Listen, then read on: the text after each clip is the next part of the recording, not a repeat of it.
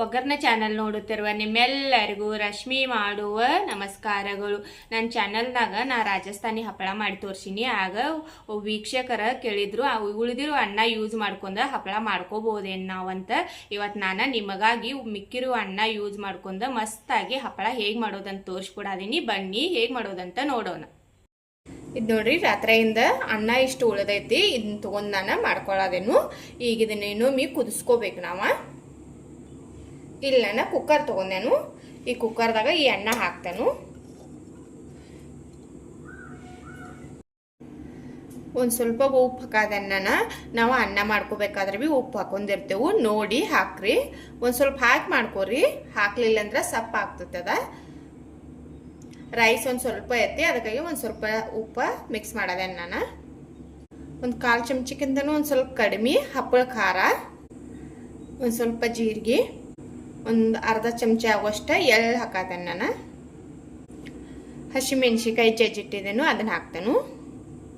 ಹಸಿಮೆಣ್ಸಿಕಾಯಿ ಹಾಕಿ ಮಾಡ್ಕೋರಿ, taste ಚಲೋ ಬರ್ತೈತಿ. ನಿಮ್ಗೆ ಹಸಿಮೆಣ್ಸಿಕಾಯಿ ಬೇಡ ಅಂದ್ರೆ ಒಣ ಮೆಣಸಿಕಾಯಿ ಪೌಡ್ರ್ ಮಾಡಿ ಹಾಕೋಬಹುದು. ಕೊತ್ತಂಬರಿ ಸೊಪ್ಪು ಒಂದು ಸ್ವಲ್ಪ ಕಟ್ ಮಾಡಿ ಇಟ್ಟಿದ್ದೇನು, ಅದನ್ನು ಹಾಕ್ತೇನೆ. ಈ ಥರ ಎಲ್ಲ ಮಸಾಲೆ ಹಾಕಿ ಮಾಡೋದ್ರಿಂದ ಹಪ್ಪಳ ತಿನ್ನಕ್ಕೆ ಬಹಳ ಟೇಸ್ಟಿ ಆಗಿರ್ತಾವು. ಇದ್ರಾಗ ನೀವು ಬೇಕಂದ್ರೆ ಅಜ್ವೈನ್ ಭೀ ಹಾಕಿ ಮಾಡ್ಕೋಬಹುದು. ಈಗ ನಾವು ನೀರು ಮಿಕ್ಸ್ ಮಾಡೋನು. ಇಲ್ಲಿ ನಂದು ರೈಸ್ ಒಂದು ಸ್ವಲ್ಪ ಐತಿ. ನಾ ಇಲ್ಲಿ ಒಂದು ಅರ್ಧ ಕಪ್ ಆಗುವಷ್ಟು ನೀರು ಹಾಕೋದೇನು. ನೀವು ರೈಸ್ ಹೆಚ್ಚಿತ್ತಂದ್ರೆ ನೀರು ಹೆಚ್ಚು ಹಾಕಿ ಮಾಡ್ಕೋಬೇಕು. ನಾ ಇಲ್ಲಿ ಅರ್ಧ ಕಪ್ ನೀರು ಮಿಕ್ಸ್ ಮಾಡ್ತೇನೆ. ಈಗ ಅನ್ನ ನಮಗೆ ಸಾಫ್ಟ್ ಆಗೋ ತನಕ ಕುದಿಸ್ಕೋಬೇಕು. ನೀವು ನೋಡಿ ನೀರು ಹೆಚ್ಚು ಕಡಿಮೆ ಮಾಡ್ಕೋರಿ. ಈಗ ಇದನ್ನು ಕುದಿಯಾಕಿಡುನು. ಕುಕ್ಕರ್ ಲಿಡ್ ಹಾಕಿ 3 ರಿಂದ 4 ವಿಜಿಲ್ವರೆಗೆ ಕುದಿಸ್ಕೋಬೇಕು. ಕುಕ್ಕರ ವಿಜಿಲಾಗಿ ತಣ್ಣಗಾಗೈತಿ. ತೆಗೆದು ನೋಡುನು.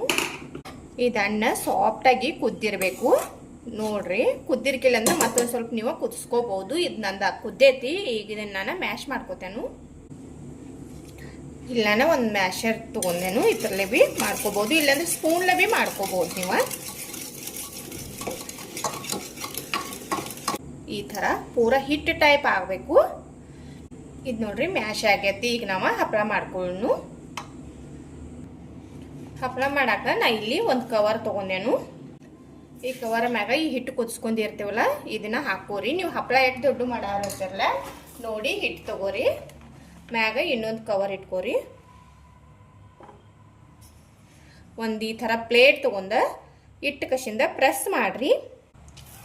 ನೋಡ್ರಿ ಎಷ್ಟು ಸಿಂಪಲ್ ಐತಿ. ಈ ಥರ ಮೇಲಿನ ಕವರ್ ತಕ್ಕೋರಿ. ಇದನ್ನೀಗ ಒಣಗಾಕ್ ಹಾಕೋನು. ನೋಡ್ಬೋದು ನೀವು ಏನು ಮಸ್ತಾಗಿ ಬಂದೈತಿ.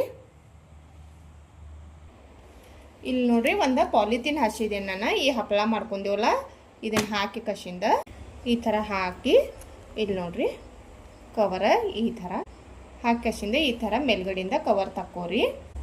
ಇನ್ನೊಂದು ಹಪ್ಪಳ ಮಾಡ್ಕೊಂಡೆ ನಾನು, ಅದನ್ನು ಹಾಕಿ ತೋರಿಸ್ತೇನೆ ನೋಡ್ರಿ. ಇಲ್ಲಿ ನೋಡ್ರಿ ಹಾಕಿ ಕಸಿಂದ ಭಾಳ ಸಿಂಪಲ್ ಐತಿ. ಈ ಥರ ತಕ್ಕೋರಿ. ಎಲ್ಲ ಹಪ್ಪಳ ಭೀ ಇದೇ ಥರ ಮಾಡ್ಕೋತೇನೆ ನಾನು. ನೋಡ್ರಿ ಹಪ್ಪಳ ಮಾಡಿ ಹಾಕಿದ್ದೇನೆ ನಾನು. ಇವತ್ತಿನೀಗ ಬಿಸಿಲಾಗ ಒಣಗಾಕಿಡ್ತೇನೆ. ಒಣಗಿದ ಬೆಳಗ್ಗೆ ತೋರಿಸ್ತೇನೆ ನಾನು ನಿಮಗೆ. ನೋಡ್ರಿ ಹಪ್ಪಳ ಮಾಡ್ಕೊಂಡಿದ್ದಿಲ್ಲ ಒಣಗಿದಾವು. ನೋಡ್ರಿ ಇವ ಉಳಿದಿರೋ ಅನ್ನದಿಂದ ಮಾಡ್ಕೊಂಡೇವತ್ತ ಅನಿಸೋದೇ ಇಲ್ಲ. ನಾರ್ಮಲ್ ನಾವು ಅಕ್ಕಿಂದ ಹಪ್ಪಳ ಮಾಡ್ಕೋತೀವಲ್ಲ ಅದೇ ಥರ ಬಂದಾವು. ಇವತ್ತು ನಾನು 1-2 ದಿನ ಬಿಸಿಲಾಗ ಒಣಸಿದೆನು. ಈಗ ಫ್ರೈ ಮಾಡಿ ತೋರಿಸ್ತಾನೆ ನಾನು ನಿಮ್ಗೆ. ಎಣ್ಣೆ ಕಾಯಕ್ಕೆ ಇಟ್ಟಿದ್ದೇನೆ ನಾನು. ಎಣ್ಣೆ ಕಾದೈತಿ. ಈಗ ಫ್ರೈ ಮಾಡ್ಕೊಳ್ಳೋನು. ಈಗ ಹಪ್ಪಳ ಹಾಕ್ತಾನು.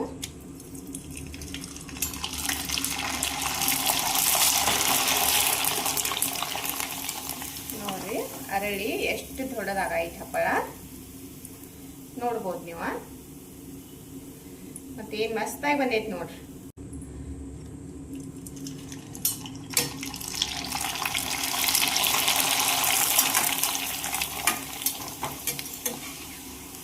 ಎಣ್ಣೆನ ಚಲೋದಂಗ ಕಾಸಿ ಹಪ್ಪಳ ಫ್ರೈ ಮಾಡ್ರಿ. ಎಣ್ಣೆ ಚಲೋದಂಗ ಕಾದಿರ್ಕಿಲ್ಲಂದ್ರೆ ಚಲೋದಂಗ ಅರಳುದಿಲ್ಲ.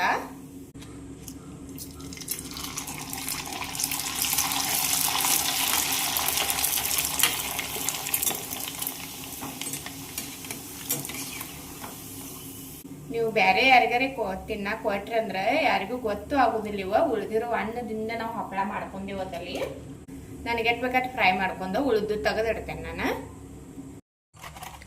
ನೋಡ್ರಿ ಹಪ್ಪಳ ಏನು ಮಸ್ತಾಗಿ ಬಂದಾವು ನೋಡ್ಬೋದು ನೀವು, ಭಾಳ ಮಸ್ತಾಗಿ ಬಂದಾವು. ಒಂದು ಹಪ್ಪಳ ಮುರಿದು ತೋರಿಸ್ತೇನೆ ನೋಡ್ರಿ ನಾನು ನಿಮಗೆ. ನೋಡ್ರಿ